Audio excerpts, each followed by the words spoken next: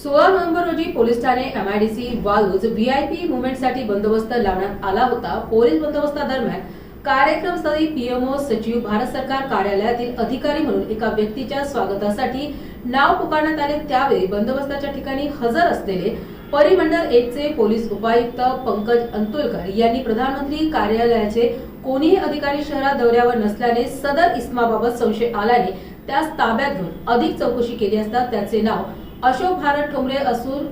सुरुवातीस तो नीति आयोग भारत सरकार याचा सदस्य असल्याचे त्याने सांगितले, परंतु बारकाईने विचारपूस केली असता त्याच्याकडे तशी कुठलीही ओळखपत्र किंवा पुरावा मिळून आला नाही। त्याच्यासह त्याचा बॉडीगार्ड विकास प्रकाश पंडागरे या दोन्ही विरुद्ध पोलीस ठाणे एमआयडीसी वालूज येथे गुन्हा दाखल करून अटक करण्यात